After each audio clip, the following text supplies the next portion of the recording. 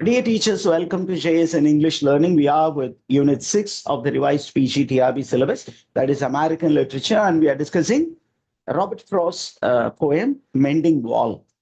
The Mending Wall was a poem which appeared in a poetry collection called North of Boston, which was published in 1914. So, right. What type of poem is Mending Wall? Mending Wall is one long poem.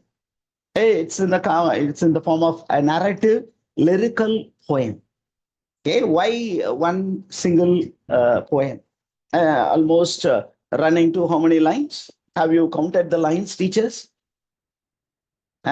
Almost you have 46 lines in all, and it goes as one chunk. அப்படியே ஒரு 46 line அப்படியே மொத்தமா ஒரே stanza மாதிரி கொடுத்துருக்காரு. எதுக்கு அப்படின்னா the free flow of thought இருக்கணுங்கிறதுக்காக. ஆனா நம்ம அப்படி அந்த போயத்தை வந்து அனலைஸ் பண்ண முடியாது. அதனால நம்ம என்ன பண்ணியிருக்கோம், ஒரு 4 லைன் 5 லைன் அந்த மாதிரி எடுத்து நம்ம டிஸ்கஸ் பண்றோம். சரி, இதுல யூஸ் பண்ணப்பட்ட மீட்டர் என்ன? What is the metre that is used here, teachers? We discussed about it. Iambic pentameter. வெறும் அயாம்பிக் பென்டாமீட்டரா இல்ல வேற ஏதாவது இருக்கா? ரைம்டு இருக்கு, அன்ரைம்டு இருக்கு. என்ன டைப்பிங் யூஸ் பண்ணியிருக்காங்க? Is it rhymed pentameter, rhymed iambic pentameter or unrhymed iambic pentameter? அந்த கிளாரிட்டி வேணும். It is unrhymed iambic pentameter. அப்ப அன்ரைம்டு அயாம்பிக் பென்டாமீட்டருக்கு இன்னொரு பேர் இருக்கு. எனக்கு இன்னொரு பேர் இருக்கு அப்படின்னு சொல்லுவாங்க இல்லையா? What is that name? It is called blank verse. So the author has used blank verse in the poem Mending Wall. Blank verse na என்ன அப்படின்னா, I am சொன்னீங்கன்னா unstressed syllable followed by a stressed syllable. அதுதான் ஒரு I am. அப்ப iambic pentameter அப்படின்னா first லைன்ல நமக்கு பாத்தீங்கன்னா ஒரு அன்ரைம்ட் ரைம்ட் அப்படின்னு 5 செட்டு இருக்கும். அப்படி 5 செட்டு இருந்தா தான் அதுக்கு பேரு அன்ரைம்ட் அயாம்பிக் பென்டாமீட்டர் அப்படின்னு. அப்ப இந்த போயத்துல என்ன மீட்டர் யூஸ் பண்ணியிருக்காங்க அப்படின்னா பிளாங்க் வேர்ஸ் யூஸ் பண்ணியிருக்காங்க. சரி, நம்ம ஏற்கனவே இந்த போயத்துடைய தீம் என்னன்னு சொல்லியிருக்கோம். What is the theme of the poem?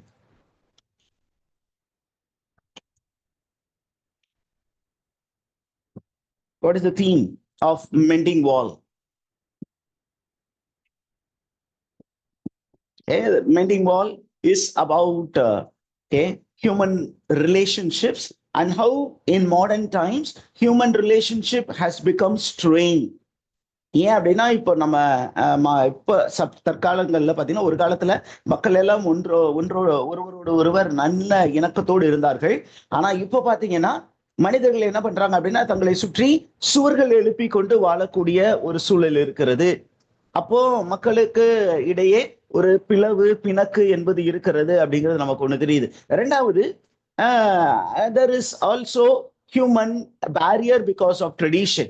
இந்த கலாச்சாரம் பண்பாடு அப்படின்னு சொல்லி மனிதர்களை வந்து பிரித்து வைத்திருக்கிறார்கள். அதே நேரத்துல இந்த ஹியூமன் பீயிங்ஸ் இருக்கக்கூடிய ரிலேஷன்ஷிப் வந்து ரொம்ப நெருக்கமான ரிலேஷன்ஷிப்ஸ் இல்லாம ஒரு டிஸ்டன்ட் ரிலேஷன்ஷிப் இருக்கு. ஒரு ஐசோலேட்டட் லிவிங் ஸ்டைல் தான் இருக்கு. There are physical boundaries and there are emotional boundaries between people. அதே நேரத்துல இன்னொன்னு விஷயம் இருக்கு. என்ன அப்படின்னா, people are clinging to tradition. They do not come forward to embrace change. பாரம்பரியத்தை அப்படியே கட்டி பிடிச்சுக்கிட்டே இருக்கணும்னு நினைக்கிறாங்க. அதை விட்டு மாறி வரணும். இந்த பாரம்பரியம் என்பது நம்மை பிரித்து கொண்டு இருக்கிறது, நம்மை எட்ட நிக்க வைத்து கொண்டு இருக்கிறது, நம்மை நெருங்க விட மாட்டேங்குது. அதனால நம்ம என்ன பண்ணணும், அந்த ஒரு நேரோடு மைண்ட் செட்ல இருந்து ஒரு ப்ராடர் மைண்ட் செட்டுக்கு வரணும். அதுதான் இந்த போயத்தினுடைய ஒரு மெயின் நோக்கமாக இருக்கிறது. அதே நேரத்துல இன்னைக்கு நிறைய மக்கள் என்ன பண்றாங்க அப்படின்னா, they are giving resistance to change. They are resisting change. அந்த ஒரு புதுமையை வந்து எம்ப்ரேஸ் பண்றதுக்கு தயாராக இல்லை.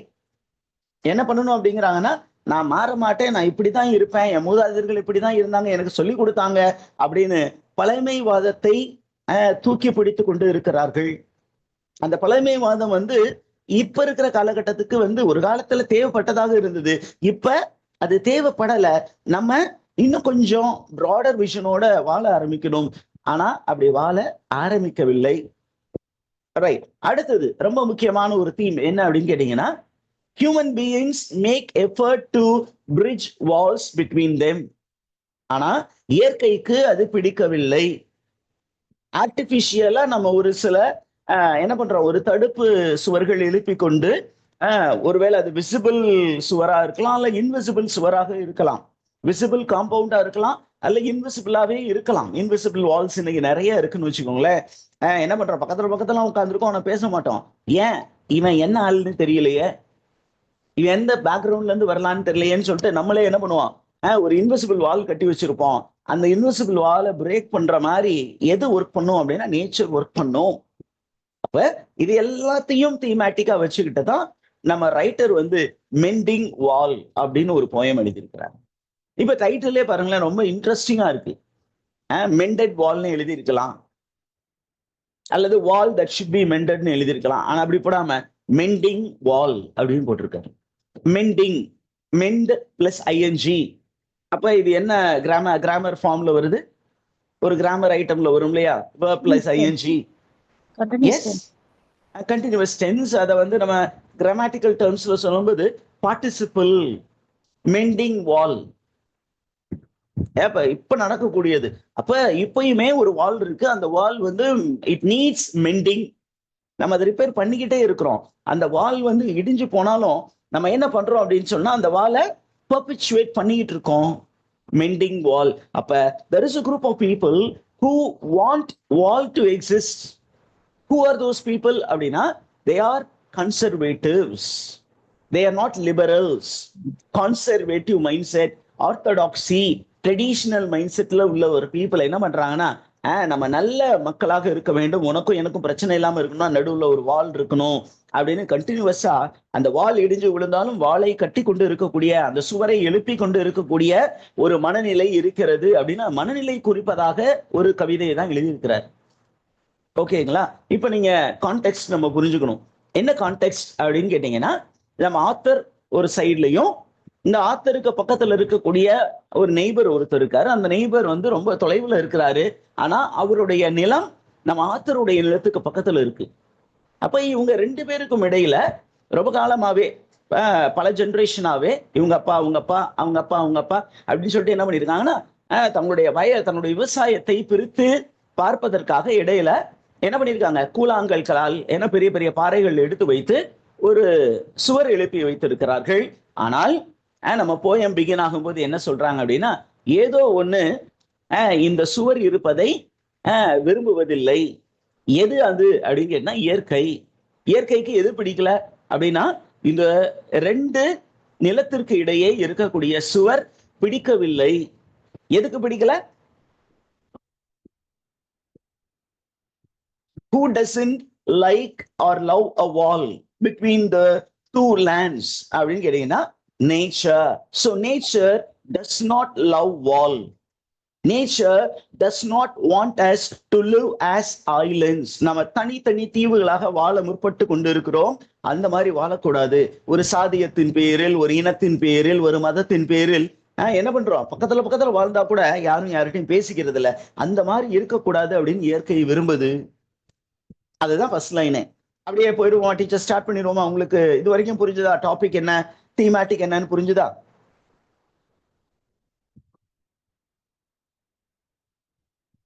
Yes sir. எஸ், அப்படியே கொண்டு போயிடுவோமே. அப்படியே லைன் அப்படியே ஸ்டார்ட் பண்ணிட்டோம். Something there is that doesn't love a wall, that sends the frozen ground swell under it and spills the upper boulders in the sun and makes gaps even two can pass abreast. Opening லைன்ல தெளிவா சொல்லிட்டாரு. Something அப்படின்னு நம்ம writer தொடங்குறாரு. Something, what is this something அப்படிங்கும் போது, this something is nature அப்படின்னு நீங்க அண்டர்ஸ்டாண்ட் பண்ணிக்கணும். இப்படிதான் கொஸ்டின் கேட்பாங்க. இந்த இதுல வந்து அப்படியே நமக்கு இம்ப்ளாய்டா என்ன புரிஞ்சுக்கிட்டீங்க அப்படின்னு. அப்ப ஏதோ ஒன்று ஏதோ ஒன்று உன்னை கேட்டேன் அப்படின்னு பாட்டெல்லாம் எழுதியிருக்கிறாங்க கவிஞர்கள். அப்ப இங்க பாத்தீங்கன்னா நம்ம சுவர்கள் இருப்பதை ஏதோ ஒன்றுக்கு பிடிக்கவில்லை. அந்த ஏதோ ஒன்று என்ன பண்ணுது அப்படின்னா, அந்த சுவரை என்ன பண்ணுது, இந்த சுவருக்கு இடையே ஒரு பெரிய பிளவை ஏற்படுத்தி விடுகிறது. அதுதான் இந்த நாலு லைனுடைய மீனிங். என்ன பண்ணுது அந்த நேச்சர் அப்படின்னா, nature sense the frozen ground swell under it. ஒன்றும் இல்லை, இந்த வால் வந்து மேல இருக்கு. நீங்க இப்படிதான் புரிஞ்சுக்கணும். இப்ப இங்க வந்து ஒரு வால் இருக்கு, ஒரு பிளாக் இருக்கு. இந்த பிளாக்குக்கு கீழே பாத்தீங்கன்னா என்ன ஆகுது அப்படின்னா, நேச்சர் வந்து இட் இஸ் ஸ்வெல்லிங். ஸ்வெல்லிங்னா வீக்கத்தை உண்டு பண்ணுது, இங்க இருந்து ஒரு ப்ரெஷர் கொடுக்குது. ஓகே, என்ன பண்ணுது அப்படின்னா, இந்த ஃப்ரோசன் கிரவுண்ட் இந்த வாலுக்கு கீழே இருக்கு. அந்த ஃப்ரோசன் கிரவுண்ட் அப்படியே கொஞ்சம் கொஞ்சமா வீங்க வீங்க என்ன நடக்குது, ஆட்டோமேட்டிக்கா இங்க ஒரு சின்னதா ஒரு விரிசல் விடுது. இந்த விரிசல் நாளடைவுல வந்து ரொம்ப அகலமா போயிடுது. எவ்வளவு அகலம்? It spills the upper boulder in the sun. இது வந்து ஆக்சுவலா நம்ம இப்ப வச்சிருக்க மாதிரி கான்கிரீட் வால் கிடையாது. அப்ப வந்து என்ன பண்ணுவாங்க அப்படின்னா, அப்படி கற்களை தூக்கி தூக்கி ஒண்ணுக்கு மேல ஒண்ணு அப்படி வைப்பாங்க. இடையில கொஞ்சம் ஏதாவது மண் வைப்பாங்க. நீங்க கேரளா சைடு, இந்த மாதிரி மலை சைடு, நம்ம சைடுல கொல்லிமலையெல்லாம் போனீங்கன்னா இந்த மாதிரி சின்ன சின்ன போல்டர்ஸ் வச்சு கல்கள் எழுப்பி என்ன பண்ணிருப்பாங்க, வால் எழுப்பி இருப்பாங்க. அப்படியே கல்லை தூக்கி வச்சே கட்டுற ஒரு டெக்னாலஜி நம்ம கிட்ட இருந்தது. இப்ப என்ன ஆகும், இங்க இருந்து ப்ரெஷர் வரும்போது இந்த கல் வந்து என்ன பண்ணும், கீழே விழுந்துரும். கீழே விழுந்து ஒரு பெரிய ஒரு விரிசல் உண்டாகிறது. எப்படி உண்டாகிறது, எவ்வளவு பெரிய விரிசல் அப்படின்னு நம்ம கொஸ்டின் கேட்பாங்க. That makes gaps even two can pass abreast. ஒருவரை ஒருவர் பார்த்து கொண்டு அப்படியே ரெண்டு பேரும் அது வழியாக என்ன பண்ணலாம், ஒரு தோட்டத்திலிருந்து இன்னொரு தோட்டத்துக்கு அந்த பக்கம் போயிடலாம். அந்த அளவுக்கு ஒரு பெரிய விரிசலை உண்டு செய்து விட்டது. Is information clear? இதுதான் லிட்ரலான டிஸ்கிரிப்ஷன். இப்ப நம்ம நேச்சரை என்னன்னு பாக்குறாரு ஆத்தர் அப்படின்னா, nature is some mysterious force which dislikes walls. அதற்கு இந்த மாதிரி சுவர் எழுப்புவது பிடிக்கவில்லை. எதற்கு பிடிக்கவில்லைன்னு கேட்டாங்கன்னா, இயற்கைக்கு. அப்ப அது என்னன்னே தெரியல, ஏதோ ஒன்று இந்த சுவரை என்ன பண்ணுது, டேம்பர் பண்ணுது, அதை ஏதோ டிஸ்டர்ப் பண்ணுது. அது எதுன்னு தெரியாம எல்லாருமே முழிக்கிறாங்க. இப்ப நம்ம ஆத்தர் என்ன சொல்றாரு அப்படின்னா, இயற்கை வந்து ஒரு ஒரு உயிருள்ள ஒரு ஜீவனை போல என்ன பண்றாரு, உருவகப்படுத்துகிறார். So nature is personified as a creature. That is personification இங்க பயன்படுத்தியிருக்காங்க. அந்த கிரீச்சருக்கு எது பிடிக்கல அப்படின்னா, it doesn't like barriers which are built by human beings. Human beings கட்டி எழுப்பக்கூடிய சுவர்கள் இந்த இயற்கைக்கு பிடிக்கவில்லை. அதனால அந்த இயற்கை என்ன பண்ணுது, it is actually disrupting the wall. அதை டிஸ்டர்ப் பண்ணுது, அந்த வாலை டிஸ்டர்ப் பண்ணி அந்த வாலுக்கு இடையே பெரிய விரிசலை உண்டு பண்ணுகிறது. இதுதான் நமக்கு அந்த முதல் 4 லைன்ல கொடுக்கப்பட்டக்கூடிய செய்தி. சரி, அப்போ நமக்கு இதுல என்ன சார் ஃபிகர் ஆஃப் ஸ்பீச் கொடுத்துருக்காங்க அப்படின்னா, ரொம்ப சிம்பிளா இந்த ஃபர்ஸ்ட் லைன்ல பாத்தீங்கன்னா, சம்திங் தட் டசன்ட் லவ் அ வால். இந்த லவ் அப்படிங்கிறது ஒரு வேர்ப். இந்த வேர்ப் வந்து ஹியூமன் பீயிங்ஸுக்கே உரித்தான ஒரு வேர்ப். ஏன்னா இது வந்து ஹியூமன் ஃபீலிங். அப்ப ஹியூமன் ஃபீலிங்க இயற்கையின் மீது திணிக்கிறார் நம்முடைய ரைட்டர். அப்ப attributing human feelings and emotions to non-living thing, அதை என்னன்னு சொல்லுவோம், Personification. It's called personification. அப்ப human nature is personified into a being which does not like human activity. மனிதர்கள் செய்யக்கூடிய செயல்கள் இயற்கைக்கு பிடிக்கவில்லை. அதனால அது என்ன பண்ணுது, மனிதனுக்கு எதிராக வேலை செய்வதாக நமது கவிஞர் சொல்லி இருக்கிறார். ரெண்டாவது, இந்த ஃபர்ஸ்ட் 4 லைன்ல நீங்க பாத்தீங்கன்னா நிறைய வேர்ட்ஸ், அழகான வேர்ட்ஸ் சூஸ் பண்ணி நமக்கு விஷுவலா ஒரு காட்சி அமைப்பை கொடுக்கிறார். So it is called imagery, the choice of words which create a mental picture. அப்ப நமக்கே தெரியுது, அப்ப இப்படி கல்லெல்லாம் தூக்கி ஒண்ணு மேல ஒண்ணு வச்சிருக்காங்க. அப்ப இந்த கல்கள் எல்லாம் என்ன பண்ணுது, ஏதோ ஒண்ணு கீழே இருந்து தள்ளி விடுது. அப்படிங்கும்போது நம்ம அதை காட்சிப்படுத்த முடியும். So it is called visual imagery. அடுத்தது இங்க பாருங்களேன், இந்த இங்க இருக்கு சன் சம்திங் அப்படிங்கிற ஒரு வேர்டு இருக்கு இங்க. ஓகே, இங்க ஸ்பில்ஸ், இங்க இந்த மாதிரி விஷயங்கள்லாம் இருக்கு இல்லையா. அப்ப இங்க பாத்தீங்கன்னா நமக்கு அப்படியே ஒரே வேர்டு, அந்த ஃபர்ஸ்ட் வேர்டுல அடுத்த வேர்டுல அல்லது ஒரு லைன்ல அடுத்த லைன் 2 லைன் வந்து கமா இருக்குன்னு வச்சுக்கோங்க. அப்ப ஒவ்வொரு வேர்டுலயும் பிகினிங்ல இருக்கக்கூடிய ஒரு சவுண்ட் டாமினேட் ஆகுது. அது ஒரு கான்சனண்டா இருந்தா இட் இஸ் கால்ட் அலிட்டரேஷன். ஓகேவா, அதையும் தெரிஞ்சு வச்சுக்கோங்க. Now we move on to line number 5 to 9. நம்ம ஒரு சங்க் சங்கா எடுத்துக்கிட்டேன் so that you understand the thought flow in the poem. Is idea clear, teachers? Sir. அப்போ நம்ம ஃபர்ஸ்ட் 4 லைன்ல என்ன சொல்லிட்டாரு அப்படின்னா, ஏதோ ஒண்ணு இந்த வாலை வந்து என்ன பண்ணிருக்கு, டிஸ்டர்ப் பண்ணிக்கிட்டே இருக்கு. அப்ப இவரு கெஸ் பண்றாரு என்ன அப்படின்னா, நம்ம ஆத்தர் வந்து ரொம்ப மெடிடேட்டிவான போயட், ரொம்ப ரெஃப்ளெக்டிவான போயட் ராபர்ட் ஃப்ராஸ்ட்.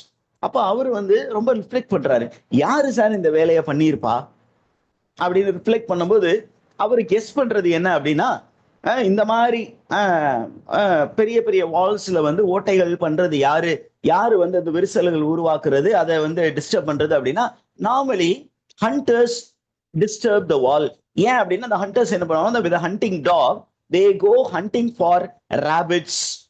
அந்த நாய்களோடு போய் ராபிட்ஸ் வேட்டையாடுவாங்க. அப்ப நம்ம கேட்கலாம் கொஸ்டின், நம்ம தான் டிடிஆர் மாதிரி கொஸ்டின் கேட்டுக்கிட்டே இருப்போமே. என்ன கொஸ்டின் அப்படின்னா, சார் அப்ப இவங்க வேட்டையாட போகும்போது இந்த ஓனர்லாம் இருக்க மாட்டாங்களா அப்படின்னு கேட்பீங்க. நம்மளுடைய கான்டெக்ட்ல பாத்தீங்கன்னா, நம்முடைய விவசாய நிலம் வீட்டிற்கு அருகிலே இருக்கும். இது அமெரிக்கா. அமெரிக்கால வீடு ஒரு இடத்துல இருக்கும், விவசாய நிலம் ஒரு இடத்துல இருக்கும். இப்படிதான் நம்ம புரிஞ்சுக்கணும். அப்ப அந்த ஓனர் தூரத்துல இருக்கும்போது இந்த வேட்டையாடுபவர்கள், வேட்டை தொழிலாக வைத்திருப்பவர்கள் என்ன பண்ணுவாங்க அப்படின்னா, யாருடைய இடம்லாம் பார்க்க மாட்டாங்க.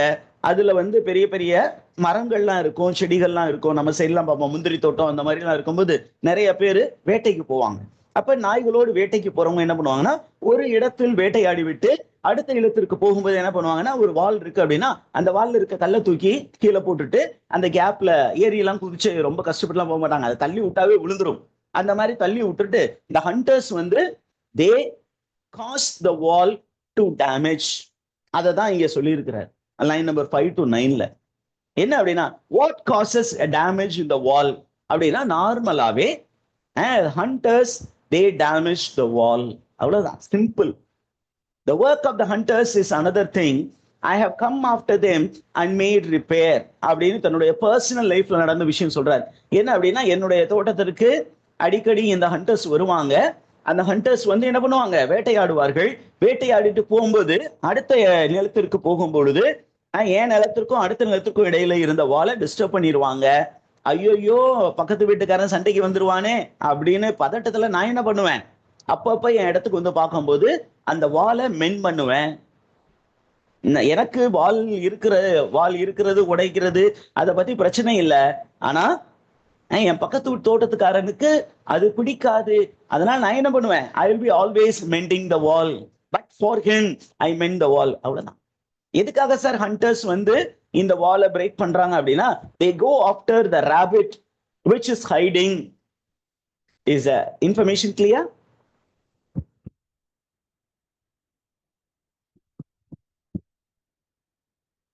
இன்ஃபர்மேஷன் கிளியர் இருக்கா? 5ல இருந்து 9 வரைக்கும். அப்போ நமக்கு ஒரு தெளிவான ஒரு புரிதலை கொடுத்திருக்கிறார். என்ன அப்படின்னு கேட்டீங்கன்னா, the work of the hunter அப்படிங்கிறது, the work of the hunter damages the wall. The work of the hunters is என்ன அப்படின்னா it is hunting. Okay, work of the hunters அப்படின்னா it is nothing but hunting. Hunting damages the wall அப்படிங்கிற ஒரு information. So it stands as a metonymy. அதுக்கப்புறம் இந்த sentence, இந்த particular லைன்ஸ்ல திருப்பியும் visual imagery இருக்கு. நம்ம அப்படியே கண்ணை மூடி பார்த்தா கூட அவங்க அந்த கல்லை தூக்கி வைக்கிறாங்க. அப்போ அந்த கல்லை தூக்கி வைக்கும் போது அந்த சுவருக்கு இடையே ஒரு கேப் இருக்கிறது நம்ம அப்படியே காட்சிப்படுத்த முடியும். அதற்கப்புறம் not one stone on a stone அப்படின்னு இருக்கு பாருங்க. where they have left not one stone on a stone அப்படின்னு ஒரு phrase இருக்கு. என்ன அர்த்தம் அப்படின்னா, அவன் கல்லை வந்து ஒரு கல்லை தூக்கி வச்சுட்டு மட்டும் டிஸ்டர்ப் பண்றது இல்ல, கம்ப்ளீட்டா ரேண்டமா எட்டி உதைச்சா எல்லா கல்லும் விழுந்துரும். ஒரு கல் இன்னொரு கல்லின் மீது இராதபடிக்கு இது அழிக்கப்படும் அப்படின்னு எருசலேம் பேராலயத்தை குறித்து இயேசுநாதர் பைபிள்ல சொன்னாரு. அது ஒரு அல்யூஷன். சொன்னாங்க இது ஒரு பிரம்மாண்டமான கட்டிடம். எது பிரம்மாண்டமான கட்டிடம் அப்படின்னு சொல்லிட்டு ஒருத்தர் சொன்னாங்க அப்படின்னா, எருசலேம் பேராலயம். Biblical reference. அப்ப இயேசு சொன்னாரு, அவருடைய இறப்பை குறித்து முன்னறிவிக்கும் போது அழகா சொன்னாரு. என்ன அப்படின்னா, இந்த கட்டிடம், எருசலேம் பேராலயம் பெரிய கட்டிடம்னு சொல்றீங்க, ஆனா அந்த கட்டிடத்தை நான் சொல்றேன் ஃபியூச்சர்ல நடக்க போறது, அவர் காலத்துக்கு அப்புறம் நடந்தது.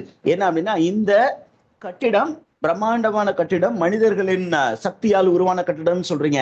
இந்த கட்டிடத்தின் கற்கள் ஒன்றின் மீது ஒன்று இல்லாதபடிக்கு அது அழித்து ஒழிக்கப்படும் அப்படின்னு சொன்னாரு. அந்த கட்டிடம் வந்து நீங்க சொல்றீங்க இது ஒரு பெரிய ஸ்ட்ரக்சர், இட்ஸ் ஆர்கிடெக்சரல் மார்வல். ஆனால் அந்த எருசலேம் பேராலயம் நொறுக்கப்பட்டது, தரைமட்டமாக்கப்பட்டது. அப்படி சொல்லிட்டு என்ன சொல்றாரு, இது வந்து அழிஞ்சு போற கட்டடம். ஏன் கட்டடம் இருக்கு? This is my body. இந்த பாடியை நீ அழி, 3வது நாள்ல நான் என்ன பண்ணுவேன்? I will resurrect. இந்த பாடியை வந்து யாராலையும் அழிக்க முடியாது. Because he was speaking about his soul. இந்த ஆன்மாவை யாராலையும் அழிக்க முடியாது.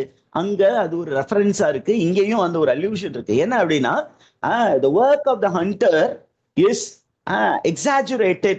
எவ்வளவு தூரம் எக்ஸாஜுரேட்னா, ஒரு கல் மீது இன்னொரு கல் இராதபடிக்கு அதை நொறுக்கி போட்டார்கள். வேற வழி இல்லாம நான் போய் தான் அதை ரிப்பேர் பண்ணேன். So there is a beautiful employment of hyperbole. Is the information clear, teachers? The damage, the enormity of the damage is described, is exaggerated. சும்மா சாதா டேமேஜ் இல்ல, ரொம்ப பயங்கரமான டேமேஜ் சார் அப்படின்னு யார் சொல்றா? ராபர்ட் ஃப்ராஸ்ட் சொல்லி இருக்கிறார். Are you with me, teachers? இது புரிந்ததா? அடுத்தது ஒரு சின்ன ஒரு few lines போமா? ரைட், அடுத்தது பாருங்க. அப்படியே ஒரு ரிஃப்ளெக்ட் பண்ணிட்டு லைன் நம்பர் 10, 11க்கு வராரு. சின்னதா இருக்கு ஆனா ரொம்ப இம்பார்ட்டன்ட், அதனால தான் 2 line போட்டுக்கோம். The gaps, I mean, the author is focusing on the gap in the wall. அந்த ஒரு சுவரில் இருக்கக்கூடிய கேப்பை பாக்குறாரு. அந்த கேப்பை பார்க்கும்போது என்ன சொல்றாரு, இது என்னமோ அந்த ஹண்டர்ஸ் பண்ண ஒரு வேலை மாதிரி தெரியல. இந்த ஹண்டர்ஸ் டேமேஜ் பண்ணியிருந்தான்னா அந்த சுவரை முழுசா தள்ளி விட்டுட்டு போயிருப்பானுங்க. ஆனா இங்க பாத்தீங்கன்னா இடையில கேப் இருக்குது. அதனால எனக்கு என்ன தோணுது அப்படின்னு சொன்னீங்கன்னா, இந்த கேப் உருவாகும் போது எந்த சப்தமும் யாருக்கும் கேட்கவில்லை.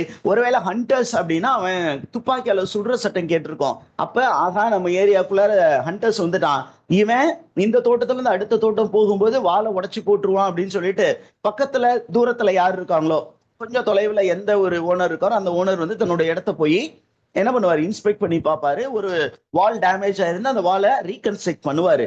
ஆனா இங்க பாத்தீங்கன்னா இந்த கேப் உருவாகும் போது யாருமே இந்த கேப் உருவானது தெரியாமல் இருந்தார்கள். அந்த அளவுக்கு இது சைலண்டாக செய்யப்பட்ட ஒரு வேலை. யாருக்குமே தெரியாத அளவுக்கு ஒரு கேப் உருவாக்கி இருக்கிறாங்க. அப்ப இதை உருவாக்குனது ஹண்டர்ஸா இருக்க முடியாது. யாருதான் உருவாக்கி இருக்கணும்? யாரோ ஒரு மிஸ்டீரியஸ் ஃபோர்ஸ். இந்த மிஸ்டீரியஸ் ஃபோர்ஸ் யாருக்கும் தெரியாமல் இந்த வேலையை செய்திருக்கிறது, சைலண்டா வேலை பார்த்திருக்கு. அப்படிங்கும்போது the author is creating a sense of mystery. Mystery அப்படின்னு சொன்னீங்கன்னா நமக்கு புரியாத ஒரு புதிரான ஒரு அனுபவம். சார் எப்படிதான் வர்றாங்க, எப்படி இந்த வேலையை பார்க்கறாங்கன்னு தெரியல சார், ஆனா இந்த ஒரு gap உருவாக்கிட்டாங்க.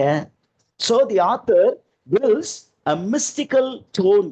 It's called enigma in figure of speech. யாருன்னே தெரியல, ஆனா யாரோ என் வீட்டு கண்ணாடியில கல்லெறிறாங்க சார் அப்படின்னு சொல்லுவோம். Is information clear? அதே மாதிரி இந்த லைன்ல பாருங்களேன், இந்த லைன் நம்பர் 11ல பாருங்களேன், அப்படிங்கிற சவுண்ட் பிகினிங்ல என்ன ஆகுது, கெட்ஸ் ரிப்பீட்டட். இந்த ஓப்பனிங் ஒவ்வொரு சென்டென்ஸ் ஒவ்வொரு வேர்ட்லையும் the first sound, if it is a consonant, it is called alliteration, or it is also called repetition. ஏன்னா இங்க வேர்டே ரிப்பீட் ஆகுது. made. Okay, no one has seen them made or heard them made அப்படின்னு சொல்லியிருக்காங்க. So there is a technique of repetition. Now comes line number 12 to 15. என்ன கொடுத்திருக்காங்க, but at spring time. Spring time சொல்றாரு. இப்போ வால் வந்து உடைந்து போனாலும் ஒரு வருடாந்திர வேலையை நானும் எனது அண்டை வீட்டாரும் செய்கிறோம். என்ன அப்படின்னு கேட்டீங்கன்னா, ஸ்பிரிங் டைம்ல we go to mend the wall. Spring time, what time does the author mend the wall? The author and the neighbor mend the wall னு கொஸ்டின் கேட்பாங்க. எந்த டைம்ல ஆத்தரும் அவருடைய நெய்பரும் அந்த இடிந்த சுவரை மெயின் பண்ணுவாங்க அப்படின்னா அது ஒரு ரெகுலரான ஒர்க்காவே வச்சிருந்தாங்க. ஸ்ப்ரிங் டைம், வசந்த காலத்தின் போது என்ன பண்ணுவாங்க, அவரும் ஆத்தரும் இந்த ராபர்ட் ஃப்ராஸ்டும் அத நியூ ஹாம்ஷயர் அப்படின்னு அந்த ஹாம்ஷயர் ஏரியால இருக்கக்கூடிய ஒரு இன்சிடென்ட் தான் இது. நியூ இங்கிலாந்து அந்த நியூ ஹாம்ஷயர் அப்படிங்கிற ஏரியால நடந்த ஒரு விஷயம். அப்ப இவர் என்ன சொல்றாருன்னா, ஒவ்வொரு ஸ்ப்ரிங் டைமும் என்ன பண்ணுவோம், நானும் என்னுடைய நெய்பரும் அப்படியே இந்த இடத்தை என்ன பண்ணுவோம், இன்ஸ்பெக்ட் பண்ணுவோம். இன்ஸ்பெக்ட் பண்ணி எங்கெல்லாம் வால்ல விரிசல் இருக்கோ அந்த விரிசலை பார்த்தவுடன் நான் என்ன பண்ண மாட்டேன், உடனே இந்த வேலையை மென் பண்ண தொடங்க மாட்டேன். நான் பார்த்துட்டு உடனே என்ன பண்ணுவேன், I will let my neighbour know. என்னுடைய அந்த நெய்பருக்கு தகவல் சொல்லி அனுப்புவேன். எப்பா இந்த மாதிரி இந்த சுவர் இடிஞ்சு கிடக்குதுப்பா, வாப்பா இந்த வேலையை நம்ம பார்ப்போம் அப்படிங்கப்போ. ஏன் நான் சொல்லாம செஞ்சேன்னா நான் தான் இடிச்சேன் அப்படின்னு அவன் பிரச்சனைக்கு வந்துருவான். ஒரு வேலை ஒரு பிரச்சனை இருக்கு அப்படின்னா பக்கத்து அண்டை வீட்டுக்காரன்ட்டு சொல்லணும். நடுவுல காம்பவுண்ட் விரிசல் இருக்குன்னு நீங்க வேலை செஞ்சீங்கன்னா, ஓ இவன் தான் உடைச்சிருக்கான் அதனால இவன் தான் கட்டுறான், நம்ம மேல பழிய போட்டுருவாங்க. அந்த மாதிரி மைண்ட் செட்ல தான் நெய்பர் இருக்கான். அப்ப இவர் என்ன சொல்றாரு, தன்னுடைய நெய்பர் எங்க வாழ்றாராம்? Where does the neighbor live? He lives beyond the hill. ஒரு மலை இருக்கிறது, அந்த மலைக்கு அப்பாலே இவரது நெய்பர் வாழ்கிறார். அவருடைய தோட்டம் இங்கே இருக்கிறது, அவருக்கு நான் சொல்லி அனுப்புவேன். சொல்லி அனுப்பணும்னா அவர் என்ன பண்ணுவாங்க, ரெண்டு பேரும் என்ன பண்ணுவாங்க, அவரு தோட்டத்துல இவரு தோட்டம், இடையில அந்த வால் இருக்கு. அப்ப ரெண்டு பேரும் எதுவுமே பேசாம என்ன பண்ணுவாங்க, அப்படியே ரெண்டு பேருமே அந்த தோட்டத்தின் முழுவதும் நடந்து போவார்கள். எதுக்கு நடந்து போறாங்க? To inspect how the wall was damage, to make an assessment. ரெண்டு பேரும் அதிகமா பேசிக்க கூட மாட்டாங்க, அப்படிதான் இங்க சொல்லப்பட்டிருக்கு. So there is lack of communication, lack of intimate communication. அப்படியே கம்யூனிகேஷன் இருந்தா கூட அது ரொம்ப ஃபார்மலைஸ்டு கம்யூனிகேஷனா தான் இருக்கு. இதுதான் நமக்கு 12ல இருந்து 15ல சொல்லப்பட்டது. அப்ப there is an annual ritual, ஒரு வருடாந்திர செயல்பாடு. என்ன வருடாந்திர செயல்பாடு? During spring time they inspect the wall. ஒரு ஏக்கரா 2 ஏக்கரா இருக்குன்னு வச்சுக்கலாம், அந்த 2 ஏக்கர்லயும் அப்படியே அந்த வாலை ரெண்டு பேருமே இவர் லேண்ட் சைடு அவர் லேண்ட் சைடுல நின்று இந்த வால் எல்லாத்தையும் என்ன பண்ணுவாங்க, அப்படியே இன்ஸ்பெக்ட் பண்ணுவாங்க. So it becomes a physical labor and it also becomes a social ritual. எதுக்காக இந்த social ritual அப்படின்னா, they want to repair the wall. அந்த வால் இருந்தே ஆகணும் அப்படிங்கிற ஒரு மைண்ட் செட் இருக்கு. அப்படிதான் இந்த சொசைட்டி சொல்லுது. நீங்க ஒரு வீடு கட்டினீங்கன்னாவே, நீங்க ஒருவேளை காம்பவுண்ட் கட்டலைன்னா என்ன சொல்லுவாங்க, தம்பி முதல்ல காம்பவுண்ட கட்டு, இல்ல உனக்கும் நெய்பருக்கும் என்ன இருக்கும், லடாய் ஆயிடும், சண்டை ஆயிடும். Good walls make good neighbour. அதனால ஒரு நல்ல வால் இருந்துச்சுன்னா எப்பயாவது ஒரு தடவை அந்த வால் பக்கம் நிற்கும் போது அந்த பக்கம் உன் நெய்பர் வந்தாருன்னா ஹாய் அப்படின்னு சொல்லிட்டு அதோட நிப்பாட்டிக்க. அதை தாண்டி மாமா மச்சான் அப்படின்னு உறவு போனீங்கன்னா மாமா மச்சான் உறவு என்ன ஆகும், சண்டையாகும், மண்டை உடையும். அதனால கொஞ்சம் டிஸ்டன்ஸ் மெயின்டைன் பண்ணிக்கப்பா. இதுதான் மாடர்ன் மைண்ட் செட். இந்த வேலையை தாண்டி நீயும் வராத நானும் வரமாட்டேன் அப்படிங்கிற ஒரு மனநிலை தான் இன்னைக்கு இருக்குது. அதை இவர் என்ன பண்ணியிருக்கிறாரு, அப்படியே சட்டாரைஸ் பண்றாரு ராபர்ட் ஃப்ராஸ்ட். ரைட், இதுல என்னென்ன ஃபிகர் ஆஃப் ஸ்பீச் இருக்கு அப்படிங்கும்போது the first line வந்துக்கோங்களேன். But at spring mending time. Spring mending time, spring mending time அப்படிங்கிற ஒரு phrase it is used as a symbol to refer to நார்மலா ஸ்ப்ரிங்கை it's considered to be the time of renewal. ஒரு ரீபர்த்துக்கான ஒரு time அப்படின்னு சொல்லுவாங்க. இந்த இடத்துல ஒரு ஐரணியும் இருக்கு. நான் அதை போட மறந்துட்டேன், இப்பதான் ஞாபகம் வருது. இங்க ஒரு ஐரணியும் இருக்கு. என்ன ஐரணி அப்படின்னு கேட்டீங்கன்னா, spring is considered to be a season of change. ஒரு வறண்டு போயிருந்த இடத்துல உயிர் வரக்கூடிய ஒரு நிலை. அப்ப இயற்கையே என்ன பண்ணுது அப்படின்னா, தன்னுடைய ஒரு நிலைப்பாடிலிருந்து இன்னொரு நிலைப்பாடுக்கு மாறுகிறது. ஆனால் மனிதன் தன்னுடைய அந்த ஒரு பிலீஃப் சிஸ்டத்திலிருந்து இன்னொரு பிலீஃப் சிஸ்டத்துக்கு மாறி போக மறுக்கிறான். கட்டடம் இருந்தது, அந்த ஒரு வால் இருந்தது, இப்ப வால் தேவையில்லை. ஏன் தேவையில்லைன்னு பின்னாடி போயத்துல சொல்ல போறாரு. ஏன், அவன் சைடு அவன் பண்ற விவசாயம் வேற விவசாயம், இந்த சைடுல நான் பண்ற விவசாயம் வேறு விவசாயம். சரி, ஒருவேளை ரெண்டுமே வீட்டா இருந்துச்சுன்னா கூட இடையில வால் தேவைப்படும். அங்கிட்டு வீட்டு, இங்கிட்டு வேற ஒண்ணு. அப்படின்னு ஒரு சுச்சுவேஷன். நான் வீட்டு அங்க இருக்குன்னு நான் சொல்ல வரல, ஒரு எக்ஸாம்பிளுக்கு சொல்ல வரேன். ஏன்னா ஞாபகம் வர மாட்டேங்குது, லைன்ஸை பார்த்தா தான் ஞாபகம் வரும். ஏன் இதே நடத்திக்கிட்டே இருக்கிறனால அந்த மாதிரி ஒரு சில மறதிகள்லாம் வருது. அதனால அவர் பண்ணக்கூடிய விவசாயம் வேறு, இவர் பண்ணக்கூடிய விவசாயம் வேறு. இடையில வால் என்பது தேவையில்லை. ஆனால் மனிதனுடைய மைண்ட் செட் என்ன இருக்கு, ஒரு வால் இருந்தே ஆகணும். This is called Orthodoxy. நமக்கு ஒரு காலத்துல நம்மளுடைய முன்னோர்கள் சொன்னாங்க, இப்பயும் அதே மாதிரிதான் வாழணும்னு ஏதாவது அவசியம் இருக்கா அப்படின்னா அவசியம் இல்லை அப்படின்னு ராபர்ட் ஃப்ராஸ்ட் ஒரு நிலைப்பாடு இருக்கிறாரு. ஆனா அவருடைய நெய்பர் வந்து அந்த பழமைவாதத்தை தூக்கி பிடித்து கொண்டு இருக்கிறார். அதனால அவர் என்ன பண்றாரு, இந்த வாழை கட்டியே ஆகணுங்கிறாரு. ஐடியா புரிஞ்சுச்சா டீச்சர்ஸ்? அடுத்தது பாருங்களேன், இங்க அவருடைய நெய்பர் வந்தாரு, வந்து ரெண்டு பேரும் மீட் பண்ணிக்கிட்டாங்க. What did they do? They walked the line. They walked the line. Walk the line அந்த சுவரை ஒட்டியே நடந்து சென்றார்கள். அதிகமா பேசினாங்க நீங்க சொல்லல. அப்போ walk the line is a phrase which means they are well within their personal boundary. அவங்களோட லிமிட்டேஷனுக்குள்ளாரே இருந்தாங்க.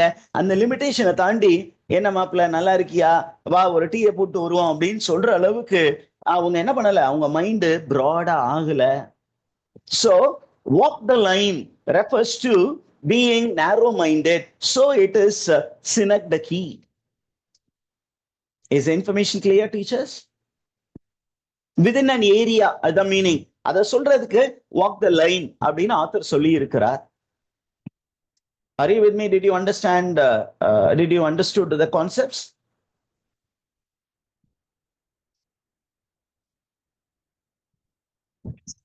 Okay, very good. Now we break and we get back after 5 minutes.